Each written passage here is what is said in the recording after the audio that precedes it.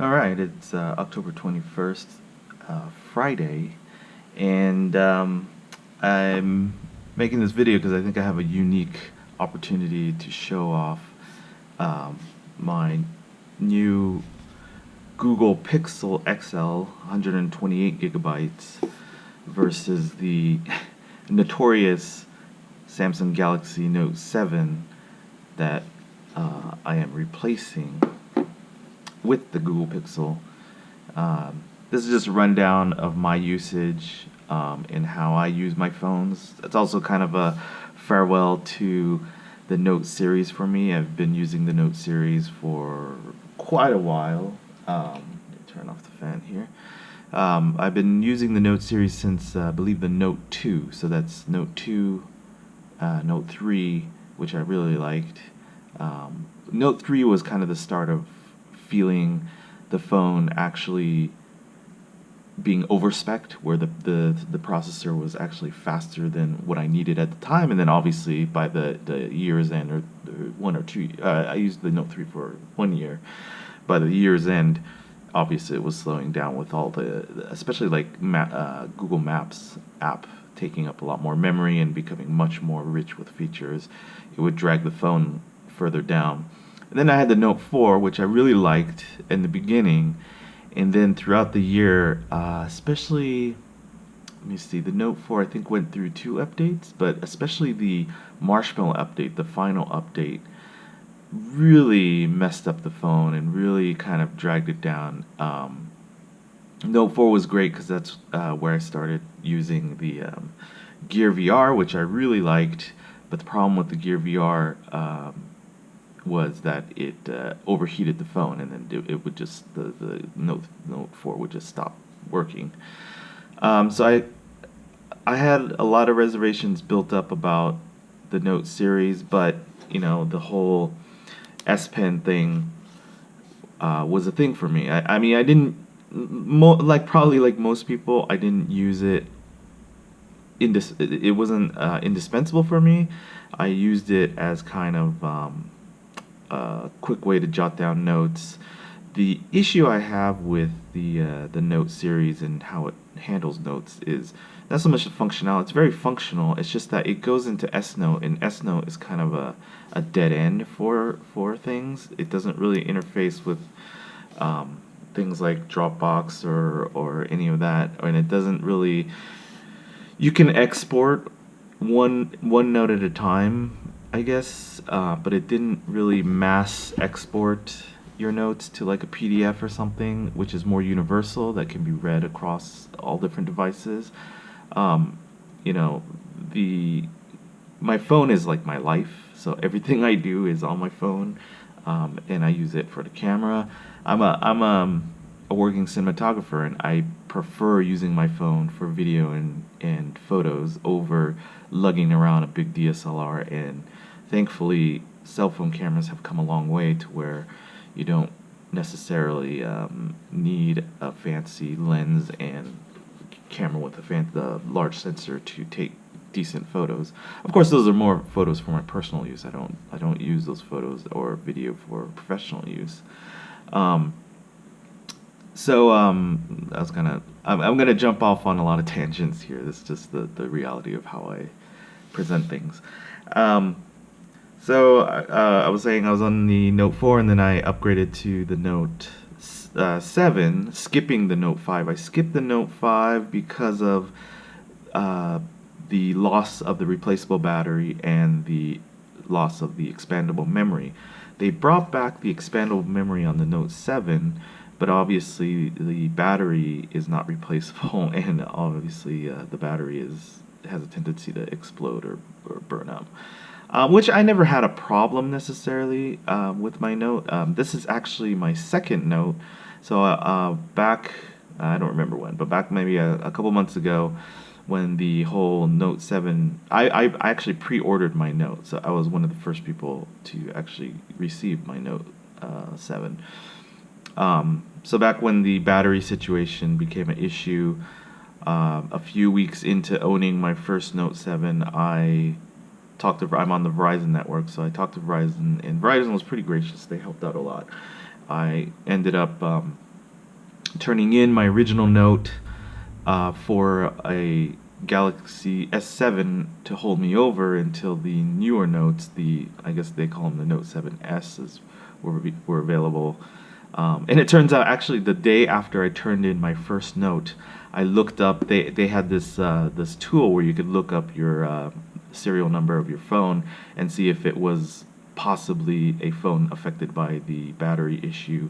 And the phone I had actually was affected by it, so I kind of felt like I dodged a bullet with that. But anyways, so I had the S7 for about, I think, like 2 weeks. I had about the S7 about 2 weeks. The S7's great. It's fine. It's almost like identical in the look and maybe the feel of the feel of the Note 7. But the reason why I went with the Google Pixel XL instead of going back to the S7 is because it's too similar to what the Note 7 is. And when I use the S7, it just reminds me of what I'm missing in the Note 7. So it's just a crappy feeling in that it feels like not a dumbed down version, but like a limited version of what the Note 7 is, in terms of especially like the always on screen and the notifications. Apparently recently they updated the S7 to where it can have the notifications on the always on screen, but I hear there's still some limitations. But it's not just that, there's other small nuances here and there. And also the real thing was they had improved the edge of the Note 7 versus the S7 edge. So when I've never had an issue where I've accidentally triggered the edge of the phone, or I never had an issue like holding the phone and get multi-touch triggering, so where I couldn't do things. I never had that issue on the Note 7, and I had some issues with that on the S7. So it just came down to the mostly just the idea that the S7 just felt like a lower rate Note 7, and there wasn't, the camera's very similar, if not the same. The interface, I use Nova Launcher, which you'll see later, so the interface is pretty much the same. And I actually since I had this Spigen Note 7 case, I actually put in some duct tape and actually stuck. I didn't want to have to buy a new case just for the S7 because I knew it was temporary. I was never intending to keep it, so I stuck the S7 edge into this Note 7 case, and then all the volume rocker and then the power button all lined up perfectly. Even the ports were lined up, and even though I the charging port and everything lined up, so I can use the exact same case. Granted, it was a little bit loose, so I did tape the top of it when the S7 was in this case. So it was almost a seamless experience in that sense. But I just again, I really wanted my Note 7 back, and then I got my Note 7 back with, as you can see, I have the nice little green battery to indicate that this is the new and improved Note 7S.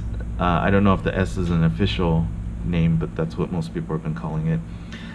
So a couple weeks into it, more fires breaking out, and so that was all fine. I had confidence that the phone I had wasn't going to explode all of a sudden. But what really killed me is that the Gear VR software, Oculus had basically crippled, not even crippled, they shut down the Gear VR software on the Note 7, which is a big... so I don't use Gear VR like all the time, every time, and it's like it's not like something that I have to have, but I just enjoy having it so much, and that was a big part of owning the Samsung Galaxy series, is to be able to use the Gear VR. And when Oculus took that away, that's just I'm paying a premium for this phone, and that's just a huge feature that's just canceled out of my phone without my even saying it. You know, I didn't, I actually never even tested it on the phone, but I read the news reports and I didn't doubt it. But not even having a say in a functionality of my phone being taken away is just too much.